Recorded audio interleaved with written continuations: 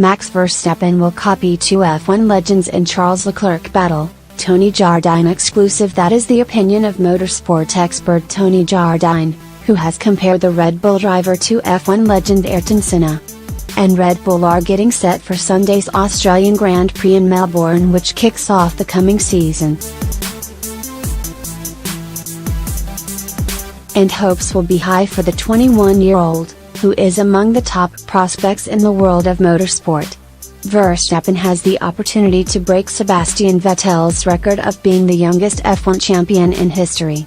But one of the men who threatens to stand in the way of glory is the prodigiously talented Leclerc. Has been snapped up by Ferrari, with extracting improved performances from his new teammate the primary aim for 2019.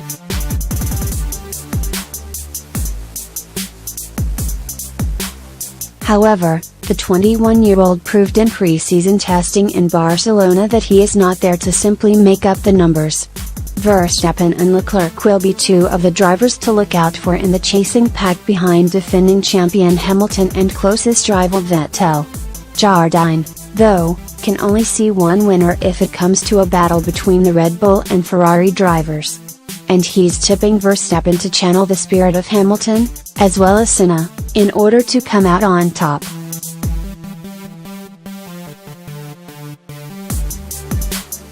I think they're two different styles really, Jardine exclusively told Express Sport, when asked if Leclerc can steal Verstappen's thunder. Leclerc is much smoother and more cat-led, he's a more Alain Prost-like character. Whereas Verstappen is more a Senna-style driver and can control anything, do anything, and will be braver in certain circumstances.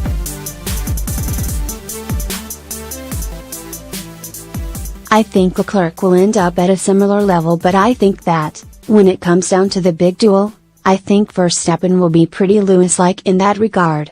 Verstappen and Leclerc will take to Melbourne's Albert Park circuit for the first time this year when practice takes place on Friday. And they will be out to lay down a marker for Sunday's race when Australian Grand Prix qualifying takes place on Saturday.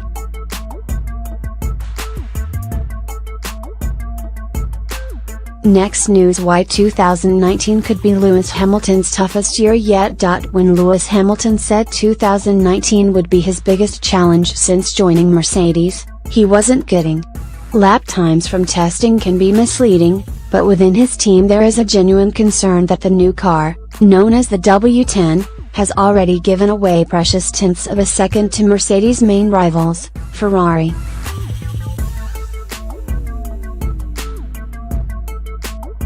Look at the onboard video footage from the fastest laps set by Sebastian Vettel and Hamilton during pre-season testing, and you will see 2 laps separated by 3s. However, the video shows so much more than the stopwatches. Vettel effortlessly eases his car from corner to corner, while Hamilton, who ranked 21st in ESPN's World Fame 100, uses every inch of the track and corrects snaps of oversteer at high speed.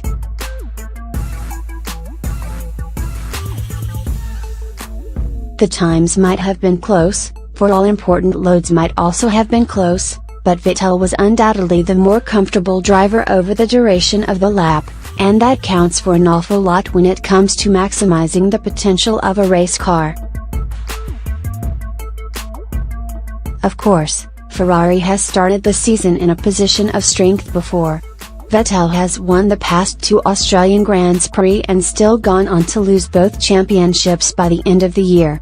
So, a good start to a 21-race season is no guarantee of a driver's title by the end of it, but Mercedes' difficult start comes with all the hallmarks of a previously dominant team struggling to maintain its position at the top of the pile after a regulation change.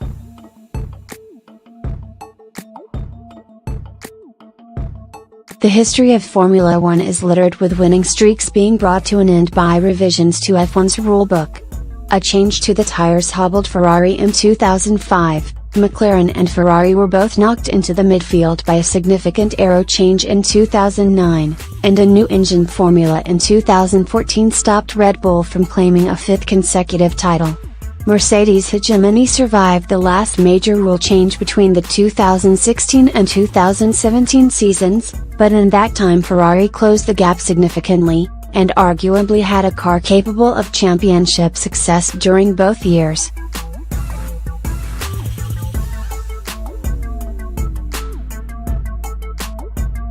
Under last year's regulations, Mercedes had a finely honed machine, and it could be that it has lost more ground than the rest of its rivals as a result of the rules reset.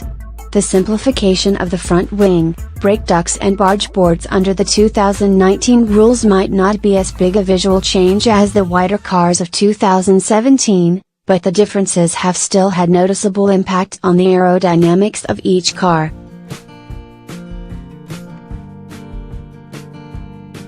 Ever since 2009's rule change, teams have been using the front wing to manage the aerodynamic wake generated by the front wheels and force it out sideways.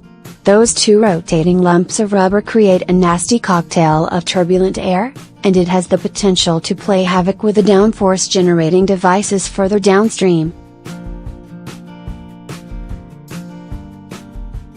Last year, the turbulent air could be forced out sideways to allow a cleaner flow to the floor and rear of the car, but in 2019 the most effective ways of conditioning that air have been eliminated by the new regulations. The key this season is finding a way to claw back control of the flow structures that were so carefully controlled by the old front wing and a way to continue to separate the front wheel wake from the rest of the car.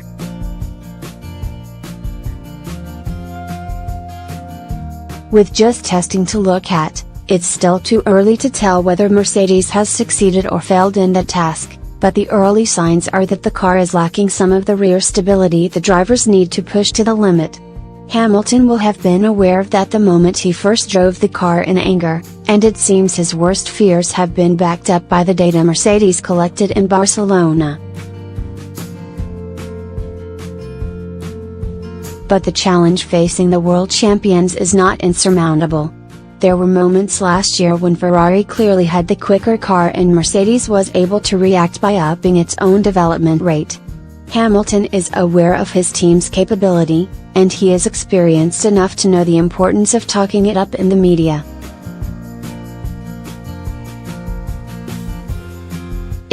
Ferrari's performance advantage, doesn't make it easier, that's for sure. Naturally it makes it harder, he said in the second week of testing. Already last year there were many occasions where we as a team were behind on performance, so we had to overachieve on delivery. Now we just have to reach even further than we did last year when we were behind. Last year, we weren't behind anywhere near as much as we are now, I would say, so now we have to reach even further.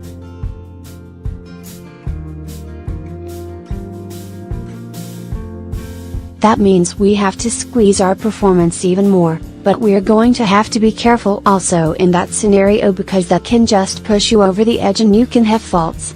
But I've got the best team around.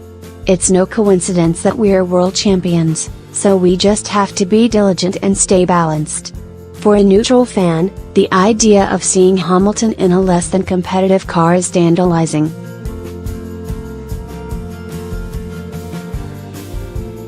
Anyone who has tuned into the sport in the past 5 years will have witnessed Hamilton winning from the front, at times making it look ludicrously easy. He had tight battles with former teammate Nico Rosberg between 2014 and 2016, but the fight with Ferrari this year promises to be another step entirely. Unlike the battle with Rosberg, he won't have the same equipment as his closest rival, and that means he won't be able to rely on his natural talent to make the difference when it matters. If the gap to Ferrari is as big as Hamilton is suggesting, at 0.5s per lap, it has the potential to cause huge frustration when the perfect race weekend is not rewarded with the victory it deserves.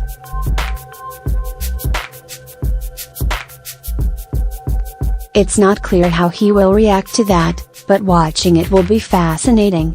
As a driver, for sure, I've got to figure out how I can pull more out of myself, he added. But currently I don't have an answer for that. Come this weekend's Australian Grand Prix, it is likely the gap won't be as big as Hamilton feared in testing. In fact, it's possible that, on a different track and in race conditions, there will be very little to choose between the Mercedes and the Ferrari. But if Hamilton is even half right, he is going to face one of the biggest challenges of his career. If he overcomes it, it could be the defining season that marks him out as the greatest racing driver of all time.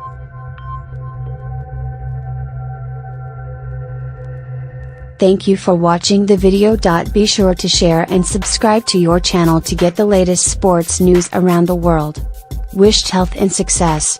Goodbye.